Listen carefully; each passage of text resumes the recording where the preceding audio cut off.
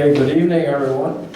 And welcome to, finally, the special meeting, regular meeting of the Swanton Village Board of Trustees. And I'm going to try to speak as clearly as I can through this mask, and maybe I'll take it off briefly. And I do apologize for the lack of hair cutting. I haven't been to the barber, the hairdresser, for at least 3 months now, so we're getting kind of shaggy, but we can make up for that, I guess. First order of business is, could you all stand and say the Pledge of Allegiance with me?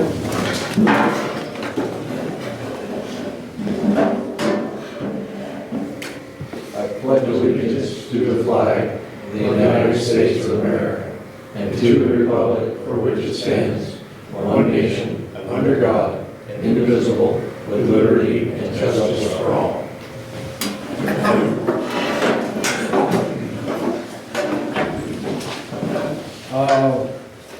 Do we have any alterations to the agenda tonight that anyone knows of? Or are we set the way it is? I'm going to have at least a couple of items for executive session. Have to do with people. Okay, personnel, you said? Not our personnel. No. Other people's personnel. Okay.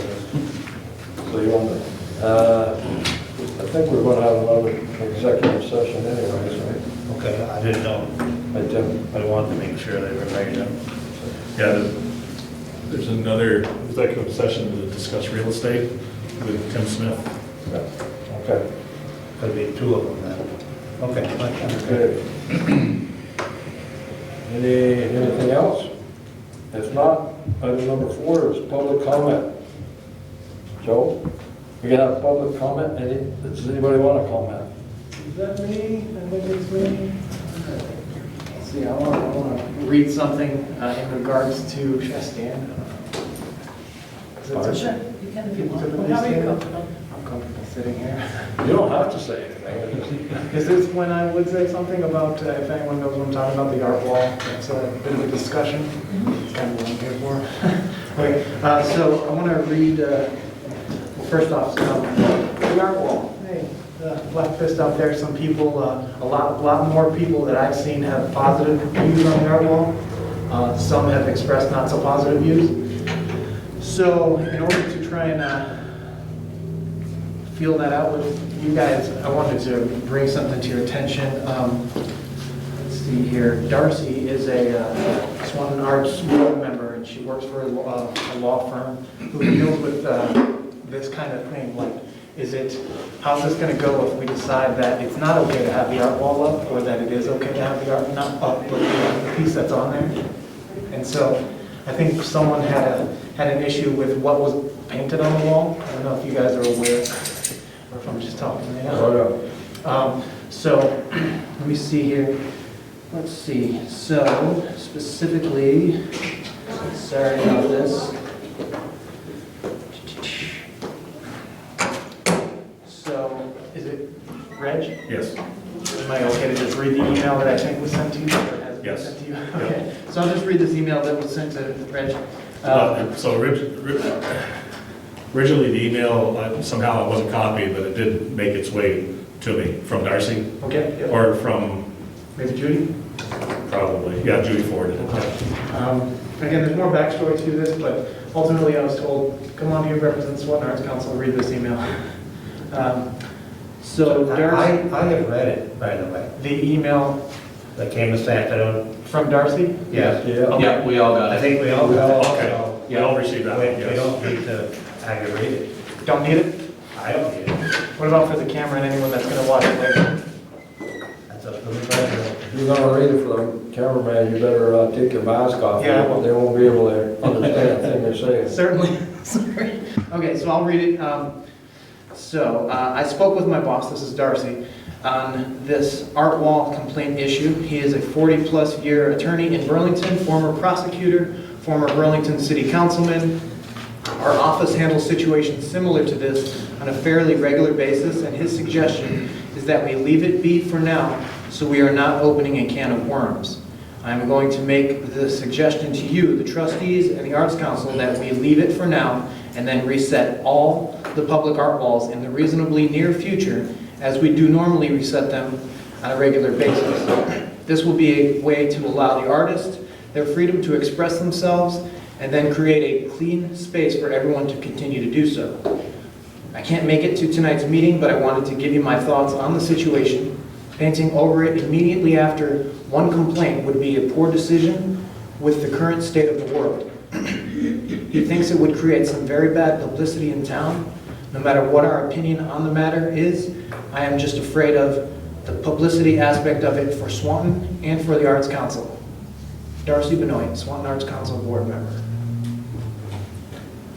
So if I may, Sure, go for it. I got a hold of the league's council today, and he called me back around 5 or so, and I spoke with them as well, and kind of explained to them how the art wall was derived, you know, what the picture was, and understanding who the artist was, that I'm pretty sure their intent wasn't malicious. It was more of a solidarity thing, and they recommended the same, is to let it set, and it's just their guidance, obviously, because it's on village property, that it's their recommendation, and then do like you guys said, reset all the walls. One thing they did say is that we ought to have some clearer rules and guidelines surrounding the walls, and that was their guidance. So.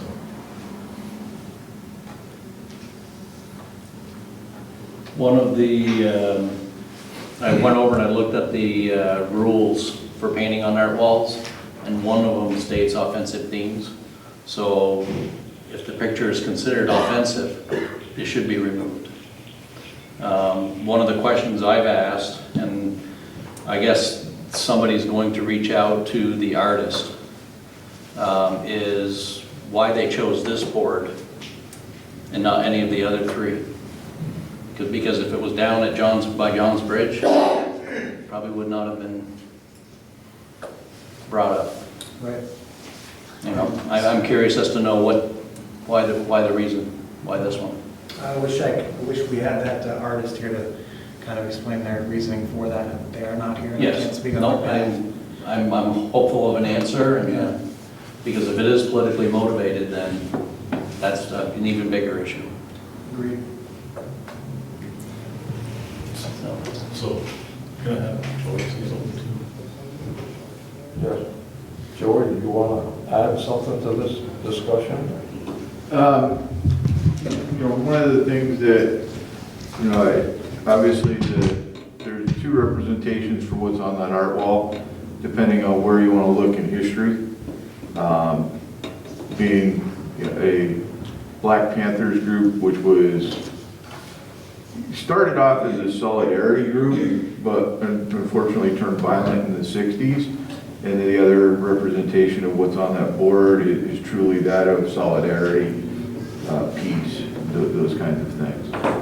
So it becomes real problematic as to how it's interpreted by the viewer without any other, word and comment. And obviously, I know we can't put words on those boards like solidarity, peace, because then it violates state billboard laws. So that's that premise. The second premise that I have is the location of that board. And the issue with the location of that board is that it's also a representation of this municipal building. So with whatever's printed on that board, it just leaves to the public that this municipal board and this building accepts whatever's on that board and believes in whatever's on that board. Not that I don't believe in solidarity, peace, and those kinds of things, but when something else gets put up there, does that just not, so that when you look at a lot of municipalities that have boards like this, they're not next to their building, unless they have really strong guidelines and approve whatever artwork is going on there. So my recommendation to the village manager was work with the board, that if that board was going to stay there, that any kind of artwork that went on it had the board's approval before it went on, because it instantly represents this municipality. Compared to, no one takes an artboard by the bridge and just puts it, oh, that's Swanton Village endorses that piece of artwork. It's just looked at as a piece of artwork in the community. Where here in front of a police station, a fire station, it's those two organizations that are just endorsing that piece of art. And that, depending on what goes up next, could be, offensive or, not in the beliefs of all the organizations that share this space.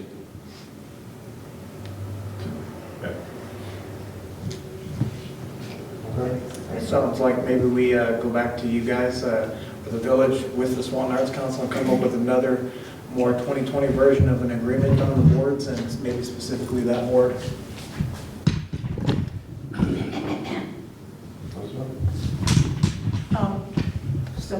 That's not why I'm here, just so you know I'm here for another reason, but since we're talking about it, I will preface it by saying I don't have a problem with what's on there, for whatever it's worth, but I would go back to what Chief Stell said, and maybe just move that board completely so that there is, because I think when you start having the Arts Council have to go to the trustees when they want to put something on there, I think then you're going to run into some issues about what is appropriate. If the board wasn't there at all, then it's not, that issue kind of goes away as far as what's in front of us. So I would just suggest moving it to another location, then you don't have that issue as much, potentially. Yes, I guess we can discuss it some more later. All right. So we can probably discuss the topic more later. Yeah. You want to discuss it tonight, or? I don't think so. I don't think we're going to push it any further tonight. We've got the statement, and something's going to have to be done, because that's supposed to, my opinion, I haven't asked any lawyer to make a statement for me, so you'll have to bear with me. It's supposed to be an art board, that's not supposed to be make a statement board.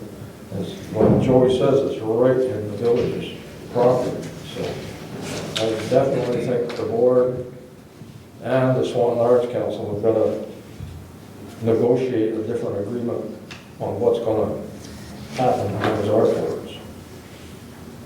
But that's not going to happen tonight. And for the time being, according to what the lawyers say, we'll leave that in there until maybe another artist wants to display something different. So at this point, we'll listen to the lawyers and move forward. Thank you guys for being Anybody here. else want to say anything? I just like to say I appreciate the artboards. I mean, at first I kind of wondered what was going on, but driving around and seeing the different drawings of the different art, it's kind of nice. I like what they do. I do have a question. Did we negotiate anything with the Arts Council? Ever? As far as locations, no. We just offered the space. I don't recall any negotiations or discussions on that issue either. So I think your comment, Neil, is accurate. We should do so. Not tonight. We have a thought about this a great deal. I think somebody could have used better judgment, however. And my last 2 cents is, I would ask that everything be how did you call it, revamped within 10 days.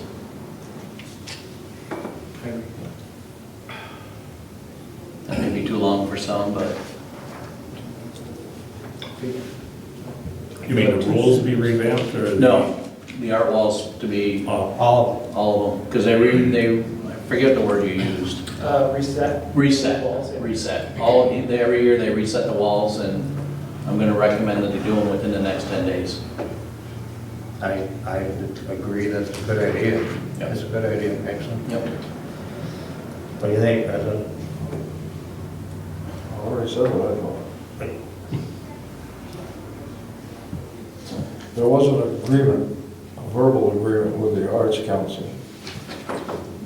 I haven't checked the minutes, but I think if there was any objections or anything that was on them, it will be covered up. I know that's happened a couple of times. So I think we just had a verbal agreement with the Arts Council, so maybe we'll have to revisit that in the near future.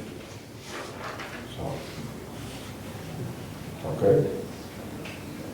Anything else on this subject? I'm good. Okay, we'll move on. Thank you, Joe. Thank you all. Yep. Next item, approve and accept the minutes for Monday, April 6, 2020. Copy of those. Remember that far? That was a long time ago. The minutes are fine, though. I make a motion that we approve the minutes of the meeting held on Monday, April 6th. And I'll second. Okay, the motion has been made and seconded to approve the minutes of our April 6, 2020 meeting. Is there any discussion on the minutes? Anybody remember what was going on? Thank you for the minutes. If not, all those in favor of approving the April 6 meeting minutes, signify by saying Aye. Aye. aye. Those opposed, unanimous, motion's carried. Next item, approve and accept the village warrants through Friday, May 29th, 2020. You have a copy of those in your packets. Also, what's your pleasure on the warrants? I would make the motion that we accept the warrants from April 7th, number 30th, to May 28th, number 50th. I'll second the motion. Okay, motion has been made and seconded. Any discussion, questions on the warrants? Just number 44. 44. I just want to understand.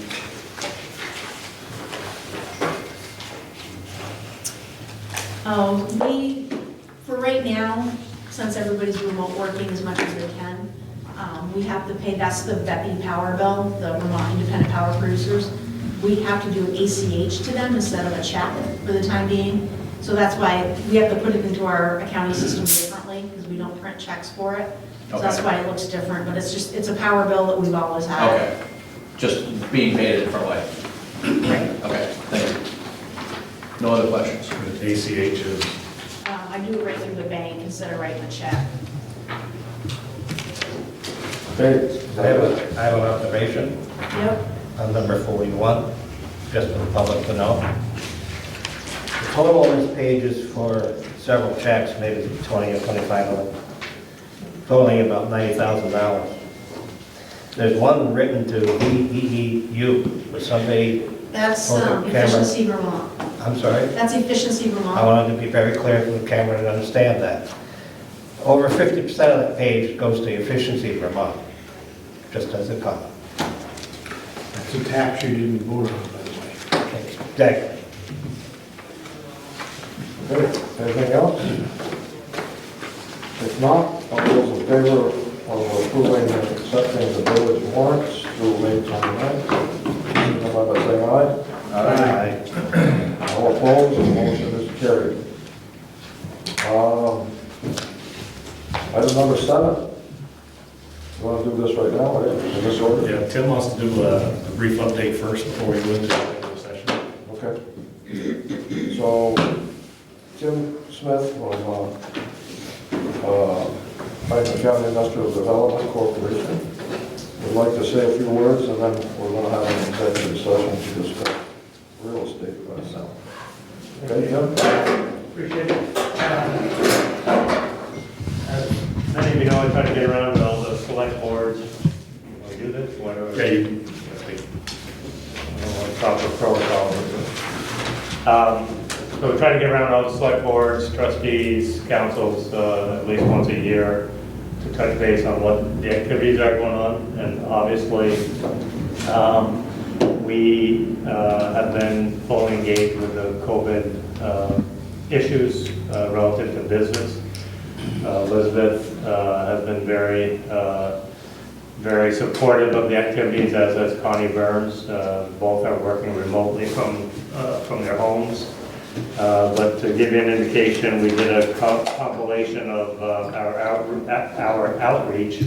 And basically what would happen is we would get information from SBA, the federal government, the Treasury, and we would try to disperse that information the best way we could to make sure as many businesses were aware of it as possible. We also received a list from the state that as businesses called them looking for help, they went on a list, and then the list was forwarded to all the RDCs, and then we tried to help and address issues. And basically, when we got information, we broke it down, we reviewed it, and then decided where to send the information so that everyone was kept abreast of information that was pertinent to them or their business.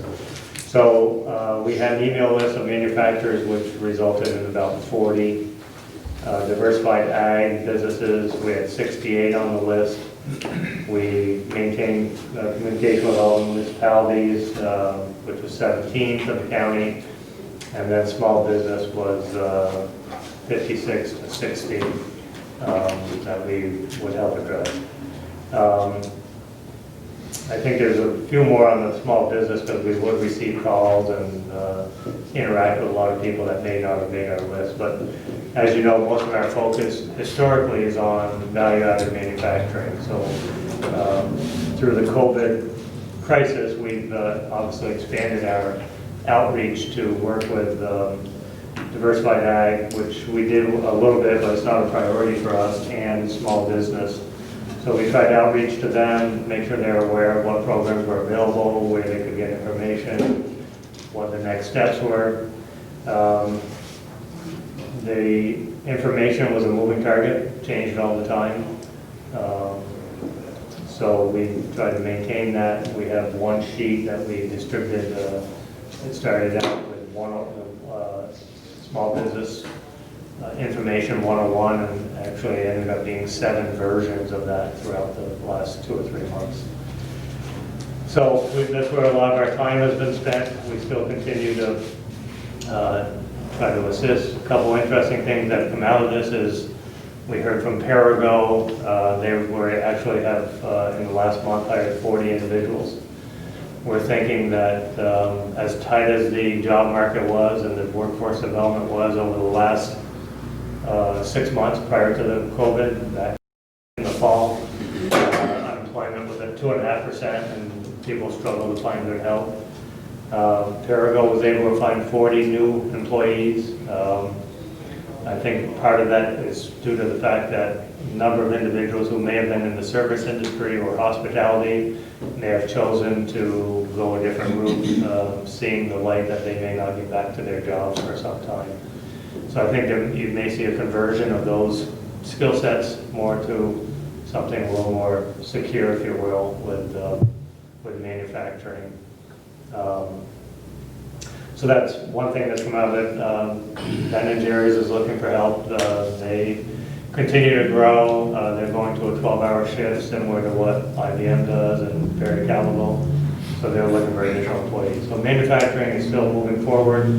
As I shared with a lot of people, I think our region, I'm not saying it's going to be ideal, but I think our region will come out of this better than a lot of areas in New England.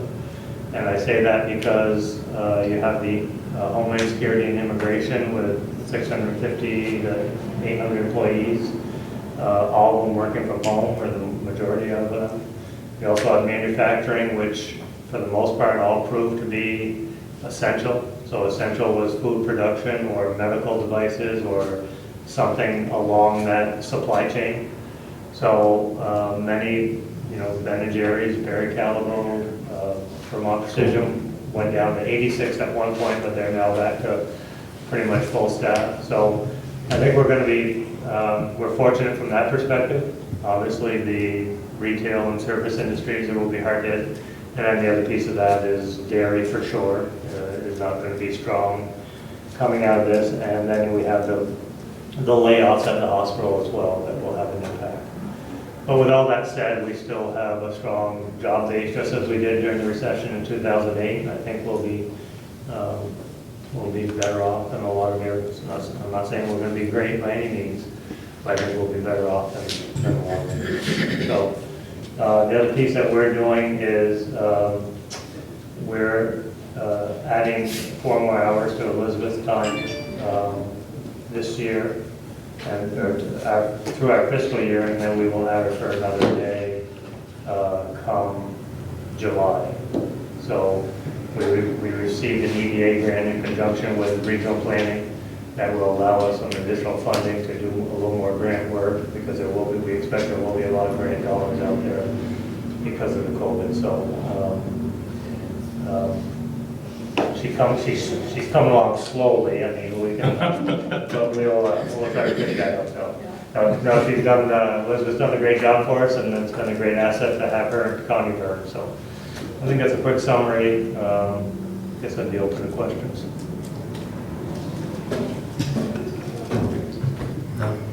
Great. Thank you, Tim. So, They going to go to executive session now for this? Yep. I think Tim has another meeting. Oh, okay. I can make that motion if you wish. Tim has another meeting, so we would do. I'll make a motion to go into executive session, discussion, real estate. yeah. Second. Okay, a motion has been made and seconded to go into executive session to discuss real estate with Tim Smith. All those in favor of the motion, signify by saying aye. No opposed, no opposition. Motion's carried. We're in executive session briefly. Meeting? All set, Katie? So the next item on our agenda, well, I guess I should state, we came out of an executive session discussing real estate. It was just like an update from Tim. There were no decisions made. So we're going to move on to our next item, which is our Economic Development Coordinator's update. Elizabeth Nance. Welcome back. Thank you, it's nice to see you all in person, and this is the reason I'm actually here, is, as you know, in last year, although it seems like it's been forever ago, the village was awarded $34,000, let me double check my number here. Yes, $34,000 to do a scoping study on the downtown area. The RFP went out, we had 2 responses, and the steering committee went with VHB, who, if you've been through St. Albans in the last 5 years or so, you've seen a lot of their work, a lot of the bump outs on the curbs and a lot of the sidewalks, and I think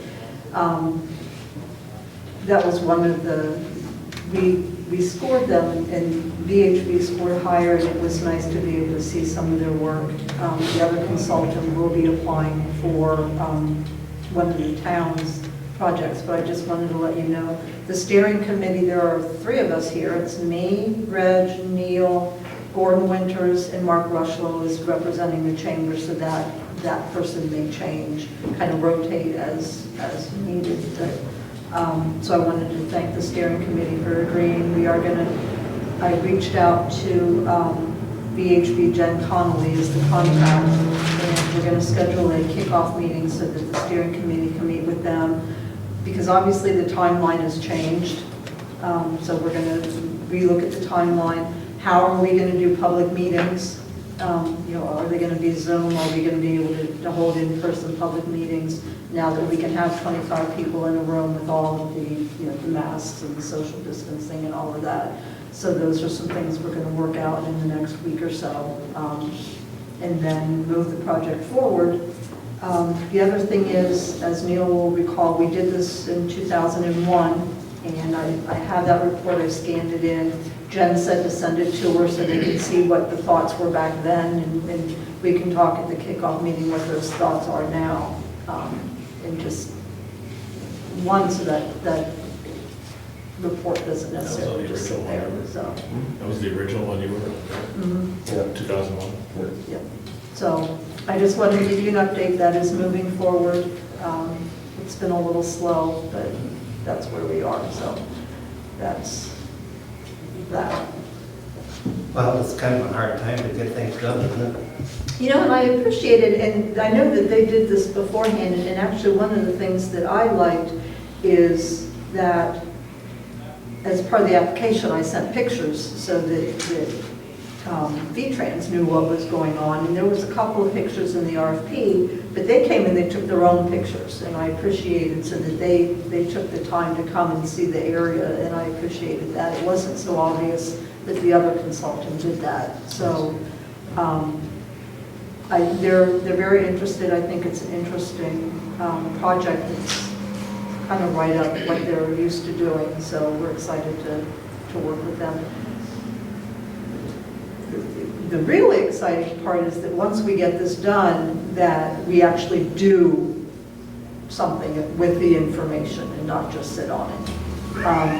One thing that the other consultant talked about, this one didn't, that I liked, and I want to talk to them and see if they'll do it, is some quick build, because we know that things aren't going to change in 2 to 3 years, probably. You know, things take some time. So what can we do as short-term solutions to some of our problems, and add that, see if we can add that in without, because we got $34,000 on the grant, and no surprise to anybody, the cost estimate came in at $33,997, so we have $3 to play with. But I think some quick build ideas is probably fine. So anyway, that's what I came here to update you all on, so that's, I'm happy to take any questions, comments, concerns.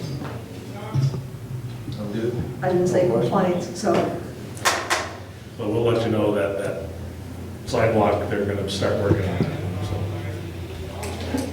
You got all the big safes now, so that's happening. Yeah, I'll take pictures, because that was the first grant I got.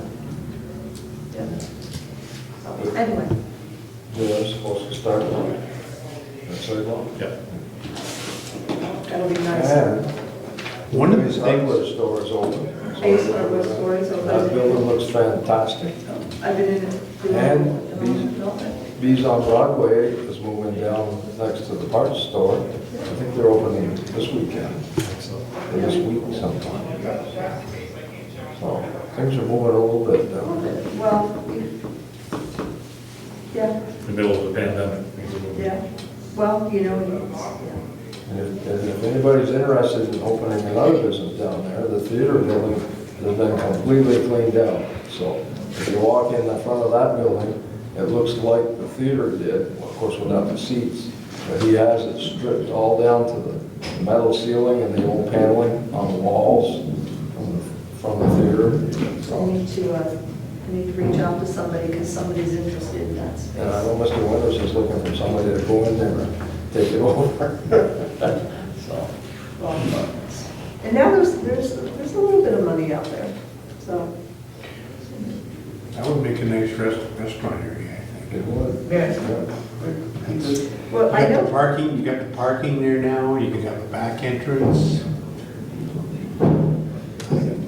I know somebody who a year and a half ago was interested. I don't know because of the whole situation, how things have changed. But And have kind of a theater theme to it, it would be cool. Timing might be perfect for a new business.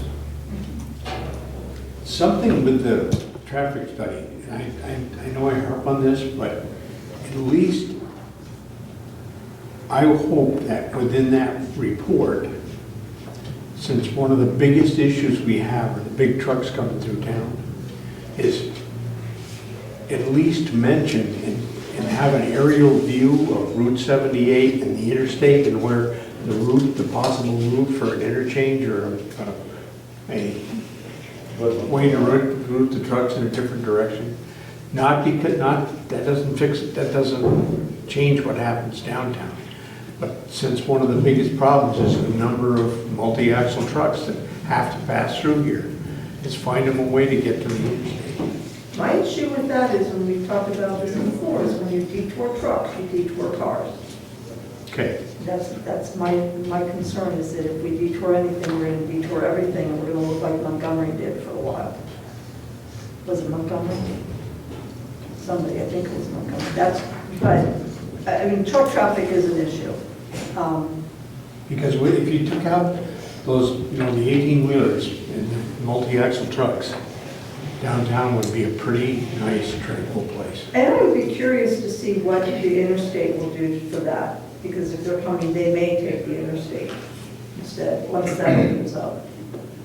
What's that again, Liz? Once the interstate, the I-35.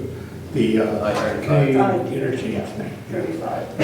I don't know. Oh, you mean the Canadian part? Take a Google Earth We don't know yet. picture. Oh, I'm telling you, there's a perfect path I just, for trucks. again, worried that we're gonna lose cars. Yeah, And they do stop. I would see it difficult to see. Yeah, you're right. Let You're most of probably our right. wetland. Well, actually, I thought that was an issue that when this was first raised, that they said wetlands. They can't even read page 78, how the hell are they gonna get an interstate? It is on the front of the book, 1 to 3 The years. front of the book, it was on the front of the books 20 years ago. 1 to 3 And years. it's still not paid. I said that just to get you riled up, just so you know. You You're not took your going there. mask off. Do not go there. Well, I mean, it's not gonna happen in our lifetime. They haven't fixed Route 78 to make it decent. Yeah. Been talking about that when I was a kid. Coming back from New York State. And cars sliding off the road and falling in. Well, So, 30 years.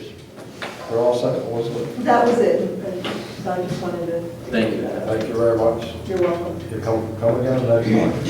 If I have another update, which hopefully I will. I mean, you can stay for the rest of the meeting if you want. Well, I think there's not much left, is there? I don't know. I don't know either. Let's hope not. We'll see. Okay, next up, I think the chief of police is going to give us a COVID-19 update pertaining to the village of Swanton. I assume you're going to do it, aren't you? Yeah. George? So, I'm actually just gonna start off first with, just an overview update of, police responses and those kinds of things right now. Then I'll go into the COVID one. Okay. So, for last month, for the month of May, we responded to, 164 calls for service in the month of May.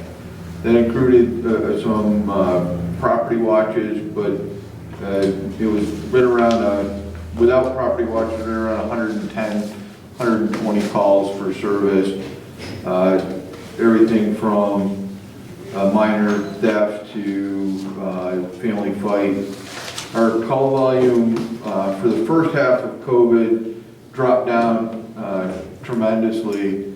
The second half of this, people getting cabin fever increased the number of calls that we were seeing. Mostly family domestic related stuff. Landlord-tenant issues because of the Stark-Raven madness, multi-apartment buildings, excessive noise, those kinds of things, those types of calls. As the weather had gotten better in May, and with all our cabin fever, our traffic offenses went up. We stopped and gave 14 cars warnings. The majority of those warnings were issued off from First Street, Grand Avenue, Canada Street, and Spring Street were the hot spots. Nothing that really surprising there. We gave another 6 traffic tickets. 3 of them were on Spring Street. 2 of them were on Canada Street, and the other one was on First Street. Again, with the volume decrease, normally we didn't see a whole lot of speeding on First Street. We took out some of the volume of cars. It left more space. Cars increased their speed on First Street tremendously. Yeah. So with that, we wrote basically $1,000 in fines for the month of May. Those numbers will probably pick up again this month as more and more things are open, more and more vehicles are out. but we're still finding that our evening hours, there's not a ton of cars, because there's not a lot to do still. With restaurants still being closed, bars being closed, you know, those recreational things that people normally went to are not there. People are more partying in the house and in that kind of stuff. What we've been dealing with the last couple of weeks is fireworks complaints here in the village. Yeah. The problem that we found is that there's a place in Elberg that is selling fireworks. So my understanding that I've been able to sort through right now is it's not against the law to have this fireworks place in Elberg selling. It's just illegal to light them off.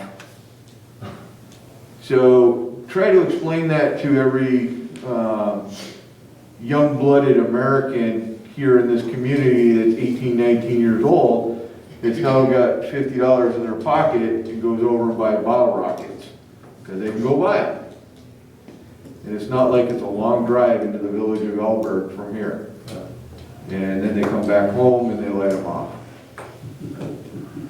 So we have a crime about it, but by the time we get there, the fireworks are already gone, and we've got to have them in their possession and attempting to light them off. So it's been a real difficult thing for us to deal with, and I've made some calls, more calls today to the state saying, hey, how can you allow this person to sell fireworks if we have a crime against fireworks? This just does not make sense to me.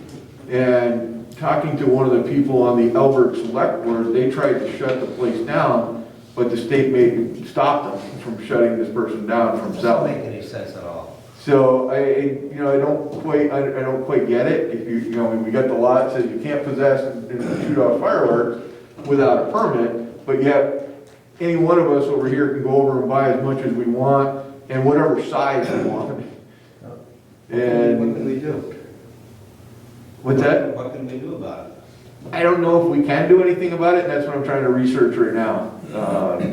Because normally, we'd have a half dozen complaints right around the 4th of July of people that smuggled them in out of state or, went down south and grabbed some. But now, with a place real local, I think as the summer progresses, we're just going to get more and more and more of these complaints. No, I can give you some information. You know where the fireworks are coming from my house? Yeah. That's where some of them are going. Yeah. Where, behind your house? Well, yeah, across from Goose Point. Oh, Goose Point? Yeah. Because I hear them, and I look out the window, and as I'm looking out, they're going out from across the river. No, it doesn't bother me, but it bothers my cats. And I dealt with Grand Avenue and Liberty Street Saturday. Yeah, why? I don't understand. So, They have to make You noise. had complaints from Grand Avenue? yeah, people light them off on Grand Avenue, people light them They're off. lighting them off up there. Oh, yeah. They had some pretty good ones. As I'm driving up, I could see the nice starburst in the air. Oh, yeah, they're definitely. The problem with fireworks is, A, it's dry right now, and B, in the village, we're pretty dense. It increases the chance of having a house fire. And it's not like I'm shooting them off over the lake where, if I make a mistake, I'm gonna burn somebody's house down. So I'm just letting you know, in case you get phone calls about fireworks, we're trying to address it the best we can, but I have that feeling we're gonna see more and more of them as the summer progresses. The more that people can get out and have their bonfire in their backyard, they're more likely to set some of these things off. And not necessarily the safest thing to do. We are addressing it, trying to come up with a logical solution to it, besides just educating.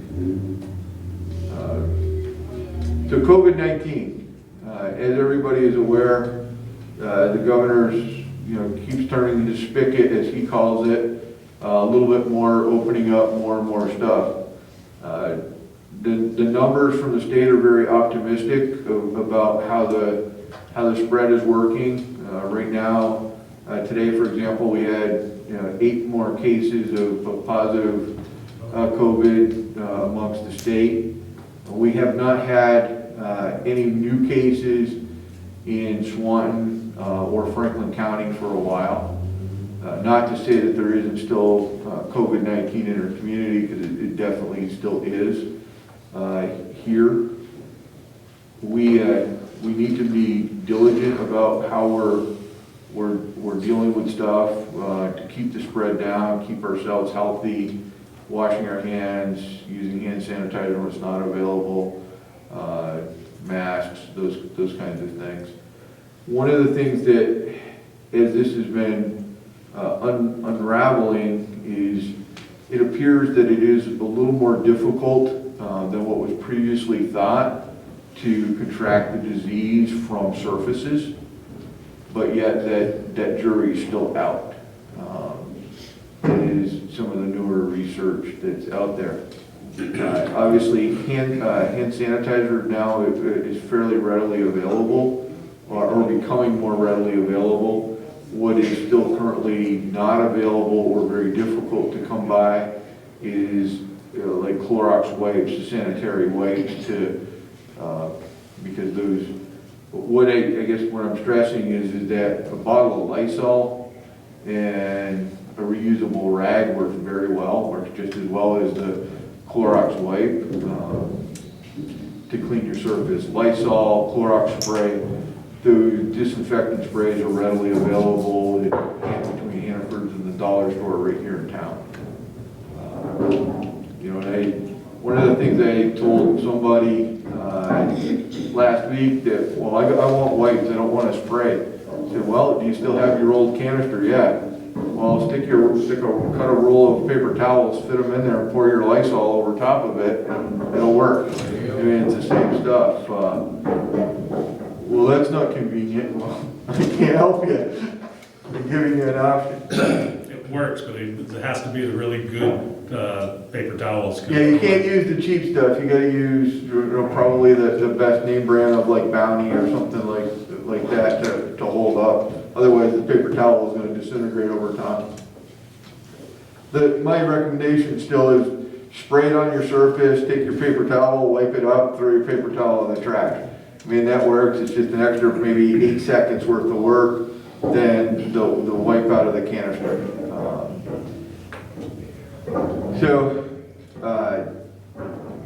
Unless there's a whole lot of more questions on COVID, it's pretty much the same as our last briefing. I mean, it's there. It's not going away anytime soon. We're probably going to be looking at, what we're going to do come flu season as, this potentially picks back up in the fall. Just like the flu, trying to differentiate, is it the flu or is it COVID-19? And I think that's going to be the big difficulty, is because the signs and symptoms are the same. And look at those. I know looking at guidelines from the CDC on opening up schools looks pretty difficult to do. So I'm not sure, what all is going to happen. I mean, I can't predict the future. I wish I could, because then I'd be living on a beach someplace. So we have, as a village, we have put together, you put together a couple of plans for us, continuity of operations, and it escapes me the last one you just put together for us that we've shared with everybody. Yeah.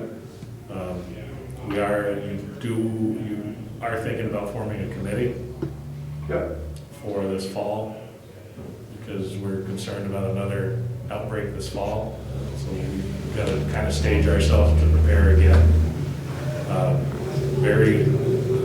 Very happy, very pleased with the way the department heads were able to react like they did. I mean, I can remember our last trustees meeting where we talked about where we're going to, go to limited staffing, and overnight everybody got together and they put the plan together, and we executed it on a Monday, and we had no loss of services. I think it was kind of seamless. We had some glitches as far as customer call-ins and stuff. There were long waits, or they're going on, or just not being able to reach anybody, but we worked through it. So. One thing I'm doing is, because there is the possibility of another outbreak, this fall is looking at how, you know, we don't know when we're going to open our office back up to the public, but having to shut down and remote work our office staff as much as we can.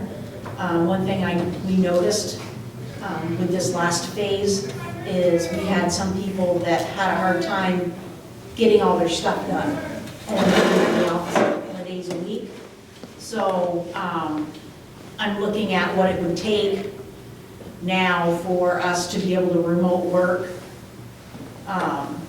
more people. Like, I could remote work, but we only had one VP since I had a laptop. Reggie and I are the only ones with a laptop right now. So what's it gonna take for infrastructure to be able to have more people? I mean, we still gotta have people in the office to answer phones and do customer payments, but being able to have other people remote work. So I sent Mark a list of stuff that I needed pricing on, so we can get that together and see what it's gonna take. You know, I know one of the things we talked about before that was to get you folks some tablets, something that's, you know, not the top of the line, just something you can, you know, receive minutes. You can look at our ordinances, look at our tariffs, just something, you know, emails, you know, notifications on stuff. So rather than we sending it to your personal email, because if it's a public records issue, then they will go grab your system. So give you guys your own, you know, Swanton, whatever, email. And, you know, then when you decide you didn't want to be trustee anymore, you turn back your tablet or your small laptop or whatever it is. But, you know, that way we can Zoom meet rather than, you know, we wait. Because of our structure, the management form of government, we can still do business. You know, it's just the warrants we don't approve. You know, we had approved the major purchases, which typically go in front of you folks for large purchases, but that was part of the agreement that before we went on, had this issue, you folks all approved at one of our trustees meetings, that if you know, we had the capital to go ahead and move for them, and those were the ones that were approved through the budget process. Those are the other things. I mean, it's just shutting down, keeping operations happening, but then bringing it back up and make sure we do it safely and make sure the employees feel comfortable, make sure they're safe, not only here but at home, educate them. I mean, we're constantly talking to them and educating them about how to do it, how to, you know, stay away from it, how not to get it. You know, and it's, can't say it's been the easiest 6 weeks, 8 weeks, whatever the heck it is. Have some of the employees had problems that we can't resolve? No, I think, no. I think everything went well. We had one individual that did have some underlying issues, and their spouse was very, very concerned with it, and we were able to work through that. They had plenty of time on the books too, so they were able to take time off. But again, I think, again, it's the part of educating them, you know, continuously reassure them and educate them, you know, that this is how you get it, this is how you prevent it, and this is how you can spread it. So just continuously educate. I mean, this is something you can't see it. It's like a sniper in the woods, just waiting. We talk about masks, you know, in here we're very cautious on how far we are from one another. You know, I will wear one in the building the majority of the time because when I get up, I'm going to go see somebody. I'm going to talk to somebody. So I want to make sure that if I pass somebody, you know, I'm, you know, within that 6 feet. But you know, if they're in their office, they don't wear one.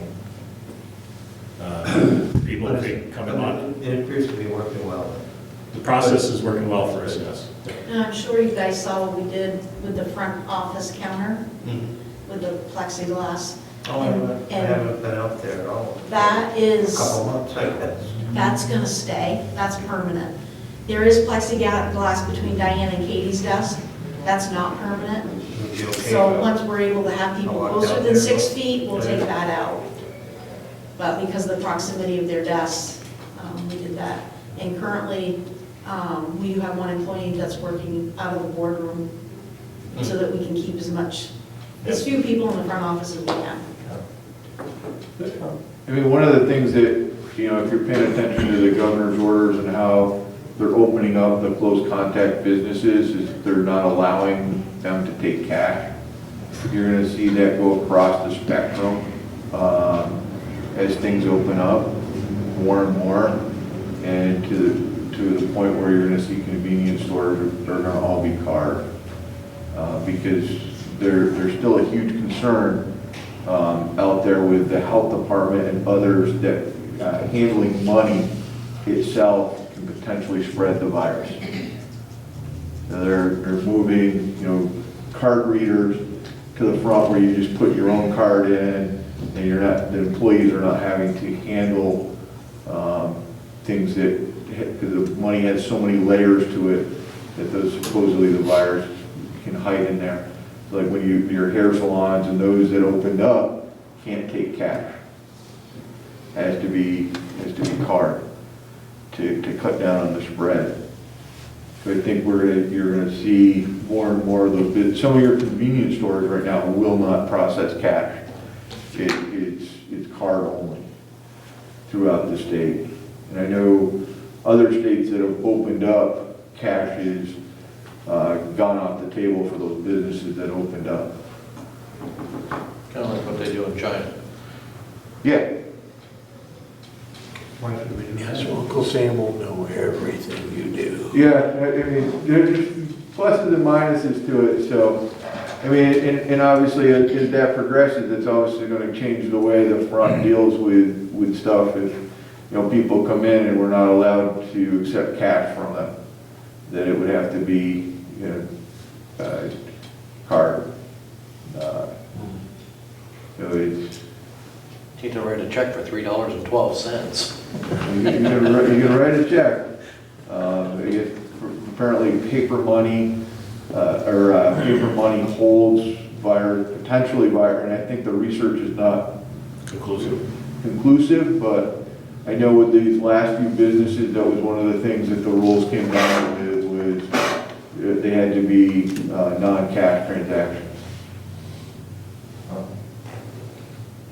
Okay, thank you, Joey, our chief. Thank you. And anything else anybody would like to add on that subject? If not, okay. Item number 11 on our agenda is discussion of electric, water, and sewer agent report.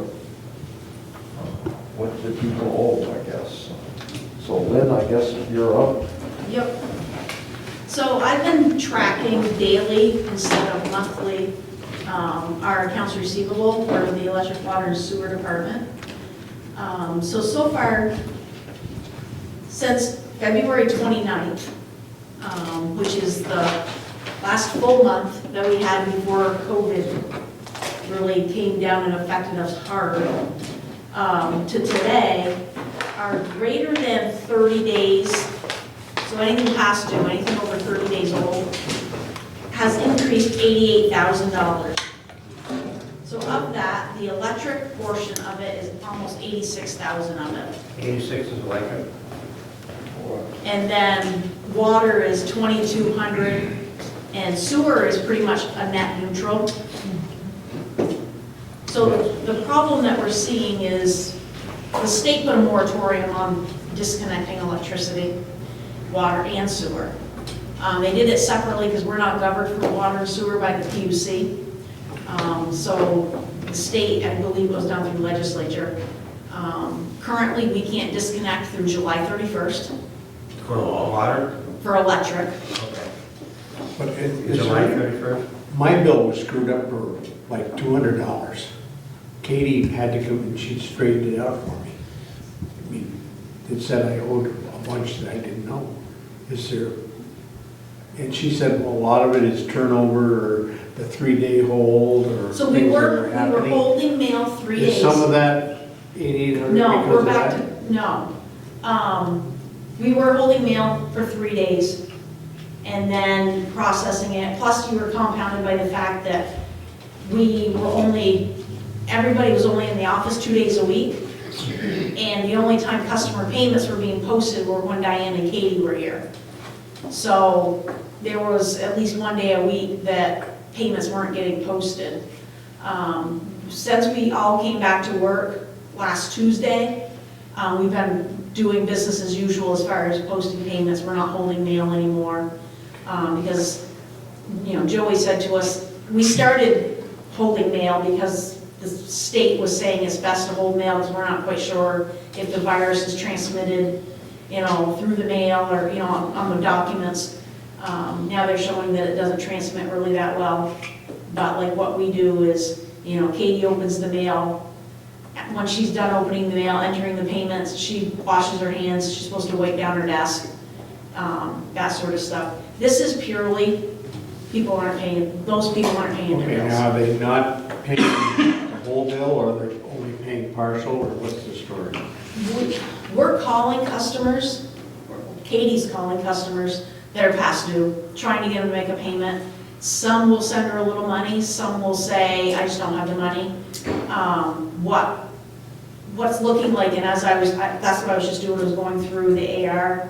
A lot of them are the people that we go visit every month for disconnects. Really? Really? Yeah. I was gonna ask that question, that I don't have to ask. Thank you.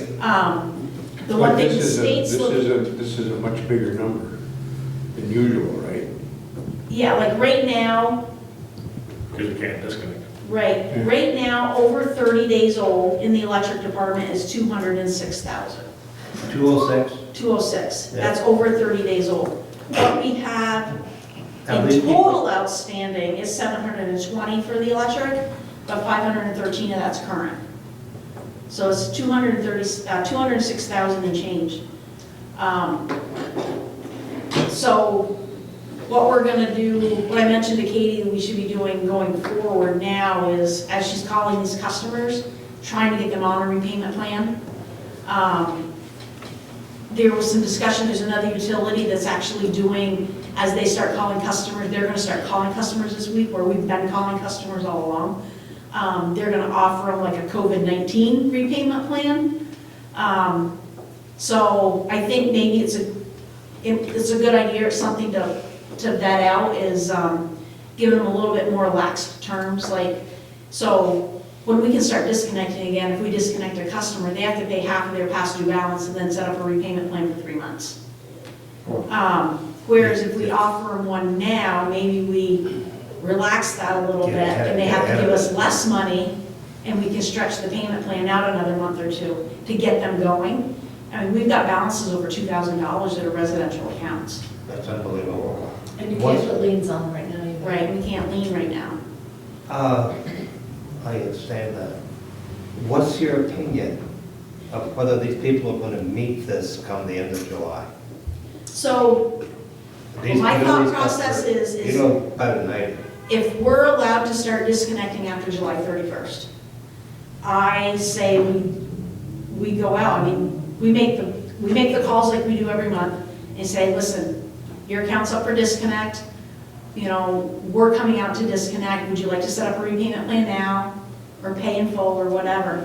And then I think we just go out and do the disconnects. I mean, the people that we're getting phone calls from are the ones that have lost their job. We're willing to work with those people. Yeah. It's the ones that are blatantly ignoring us.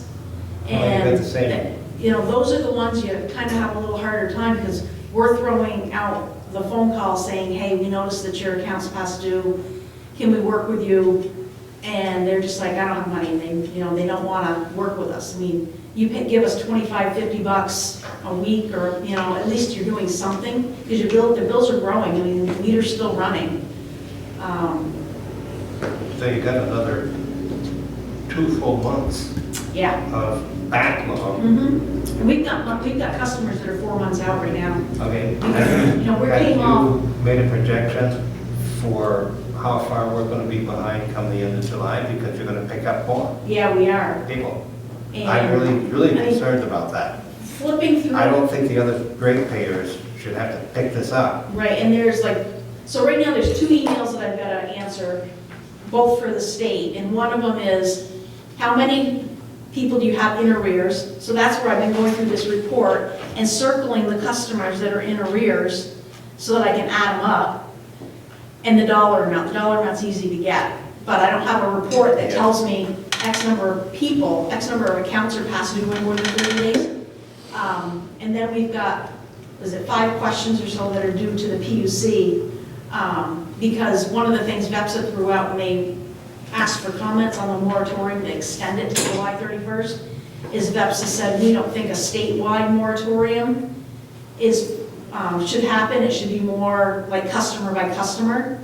So then they threw back at all the Vermont utilities, how many customers between residential and commercial do you have that are past due? What's the dollar volume? What would you propose? They want us to give them a plan, like what would you propose once you can start disconnecting that you're gonna do? You know, what do you consider a reasonable repayment plan? So there's all these questions that we have to get answered. You know, I'm not opposed to if we call customers this week and say, you know, we're willing to make you pay a quarter of your past due balance and then pay the remaining balance over 5 months or 4 months, or to give them, you know, plus keep your current bill current. Problem is, you know, you still have that, well, you can't disconnect me right now. Hanging out Is it there. fair to tell them on the phone, you know, August 1st, we start disconnecting? Give them a fair warning, you got So, 60 days. Once the moratorium ends, we still have to go through and, you know, we have to go through the process of sending disconnect notices. Right now, we can't even send a disconnect notice. But What you we can do tell. send, we send a reminder notice that we print on blue paper. It just says, this is a reminder notice saying that you have X amount outstanding. But if you're making phone, Does that paper tell them, like Adam asked, does it tell them that we're gonna start disconnects at the Yeah. 1st of August? Does it? I can't say that on the Why not? because it's not set in stone. I mean, they've changed this Because they changed it, moratorium that's 3 why. times already. that's why. The PUC could extend the So moratorium. Yeah. we can change it again? There's actually a Probably. federal movement to extend it on the federal level. And if they do that, it will be about 18 months before any utilities in the state of Vermont could probably disconnect Yeah. electricity. But we could go through a second round of this, you know? Right, and that's why there's this, so, I mean, what my idea would be is when we can start disconnecting, is we coordinate it with Dwayne, and we take him and his 4 crew, plus our meter reader, that gives us 3 teams of 2. Yep. Take the list and go. It's gonna make it super busy in the office, but I have a feeling that and we only have 4 days that you can disconnect per cycle. So, you know, because of the rules of business days and all that stuff, and go out and get it done. 4 days, We can only disconnect Monday through Thursdays, yeah. and only if we are not, so if we're closed on like a Thursday, we can't disconnect on Wednesday. So that's why you can't disconnect on Friday, because you're closed Saturday, Sunday. I understand. So there's a lot of rules that we have to follow. But when you know, can we add that, you know, when Katie or whoever's calling, in the discussion saying, you know, this is a reminder that come August, if this thing is still, Well, we if this tell thing them, expires. we just tell them, you don't want to get this balance too far behind. It's going to be harder for you to catch up in the long run.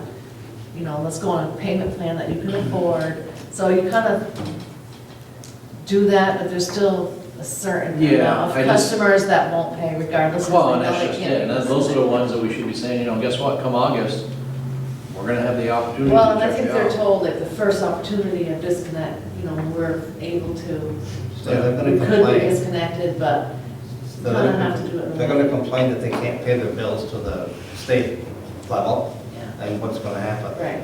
And can you predict it? No, Yeah, So with they- the extra agreements and payment plans and work with them, that's your best hope. So you're gonna have to add another person to your office. I was just thinking that. You guys aren't gonna be able to keep up. Yeah, we can. Yeah, we'll be Well, fine. we can handle it. I mean, Let the us know phones if are you gonna can. be busy when we are able to go out and disconnect, and we'll probably have a few customers that won't be very happy, but, you know, it's not like we've been ignoring the situation, because, you know, Katie's calling these customers every single cycle. I understand. You know, one thing looking through this list is, I don't think we really have any commercial customers hanging out there. Like, I don't see any big glaring amounts that are commercial customers that concern me. It's more under our residential tariff, not to say that there isn't somebody that's past due that might have an in-home business that we aren't aware of, and that's why their bill is as high as it is. But as far as the, our commercial industrial customers, I didn't see any that I don't think would pay. Any maple syrup producers or? Good question. There's some farms on there, but, I mean, they're in a pickle right now. So there are some farms on there. But I think we've always had some farms on that list. And this is like, this is a snapshot of today. So some of these people that I see that are past due right now, their bill may have posted today. They haven't even got the new bill. Right. But their bill for last month might have come due yesterday or today. And Mark mailed the new one out, so on the report, it's showing past due. Yep. But their payment may be crossing in the mail. Yep. That's possible. So you treat them well. So I get, the more the ones I get concerned of when I'm seeing, like, they're out 60 to 90 days or 120 days. Those are the ones that I'm like, yeah, they're just not paying. Right. Or, can't pay. But what Katie said is the ones that she's seeing, and there's not a lot on there that she's seeing that aren't paying because of, that she knows of that have called and said, I lost my job. Some of them are just ones that are just on the Taking list. advantage of the system. They're on the list every month. Every month, year round. Yeah. It's just their balance is growing now because we can't go visit them. But in most of those cases, when you do a disconnect, they take care of things. Is that right?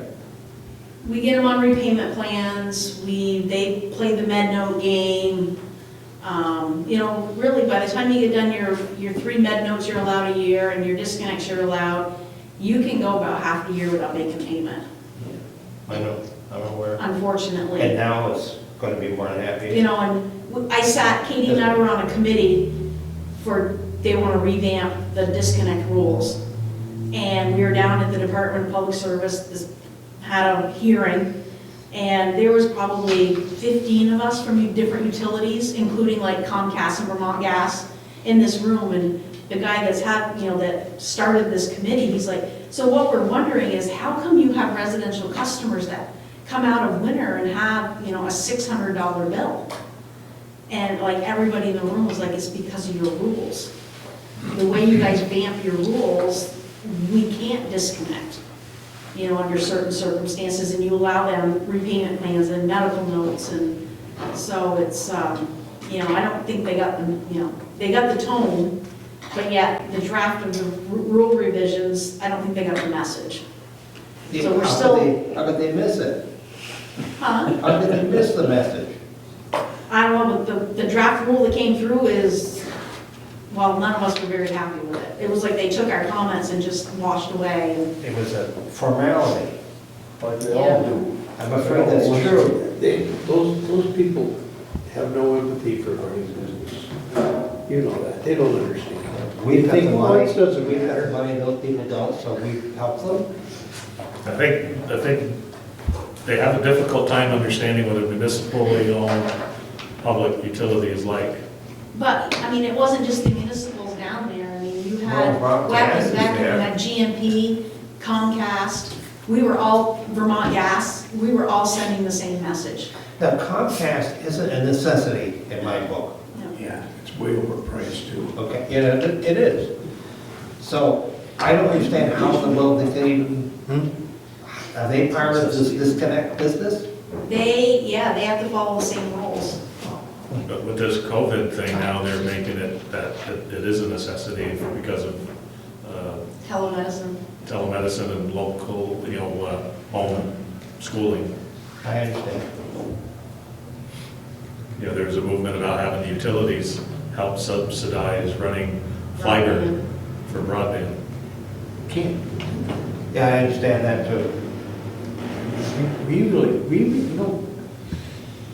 Our legislative people gotta be somehow, they gotta get religion. Thanks. I don't know how to fix it. I really feel bad for the rest of the ratepayers, because a year from now, you're gonna come to us and ask us to forgive a whole bunch of debt, which is gonna have to be picked up by all the people in this room and others who pay their bills. So there was some discussion though about is there in some of these COVID-19 relief bills, money that utilities can use to offset against these unpaid electric bills? But right now, anything that's come through, none of the municipals in the state of Vermont or in the states qualify. It's all for your private businesses. And that was one of the questions that the PUC had asked is, have you guys gone and saw any, gotten or looked into getting any money to offset this stuff? Because like GMP, Velco, VEC, WAC, they all filed for like the PPP money. Yeah. And it's like, we can't apply. We're not eligible for it. So we can't get any of the subsidized money. But what we've been asking for forgiveness on really hasn't been electric accounts so much anymore since we started leaning Yeah. the property owner. Yeah, So we're asking more for like an accident that they didn't have insurance and refused to pay and I understand. So That's been the past. we have in the past, You don't know but, what the future's gonna have. yeah, it's true, but So locally, one other thing that we made kind of a inside office decision on, and just to bring you guys up to speed, is we haven't been posting interest on accounts. Because when we were holding the mail 3 days, people's payments were crossing, and it would, somebody mailed it close to the due date, and we just didn't feel that was right. And I told Trish to still hold off charging interest, because that was another question that the PUC asked is, are you charging interest? Have you thought about forgiving interest that you charged on arrears? So for what little bit of money we get on the interest, I'm like, we might as well just not while we're in this moratorium, because then if we do, if they come back and say you gotta void all that interest, then we gotta go back to all these accounts. I'm like, it's easier just not to. I think it's like $400 a cycle roughly that we get a month.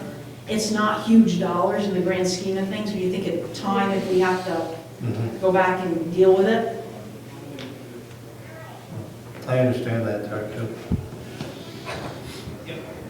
But we have to deal with what we have to. Okay, we all set with claims? So the other thing that Diane put in your packet was, this is the list that's outstanding of taxes. Yeah. I understand.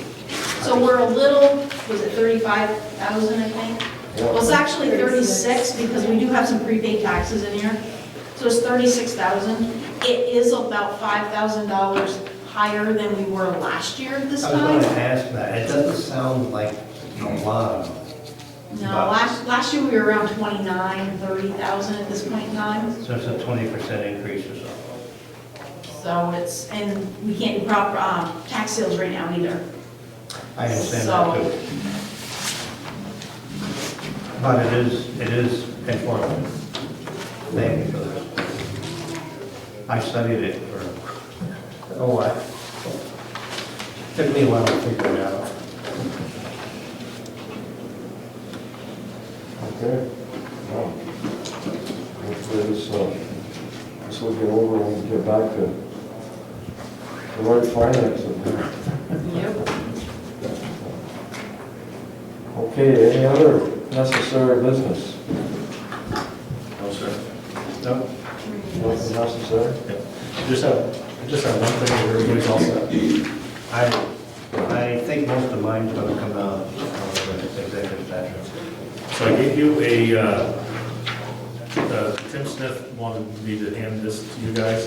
And also we have this participate in the Restart Vermont Grant Loan Program.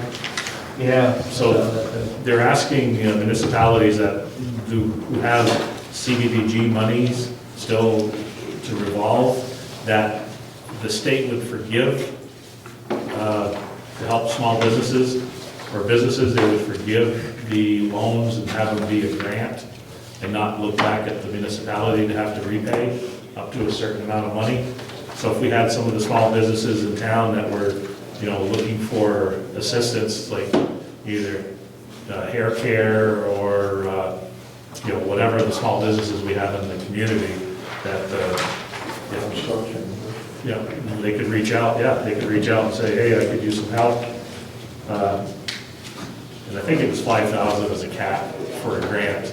but you could borrow more if you wanted to. And it's 20,000 for a cap on the loan. So that's just that if we, so the letter of intent basically is that we would support a program to help our small businesses.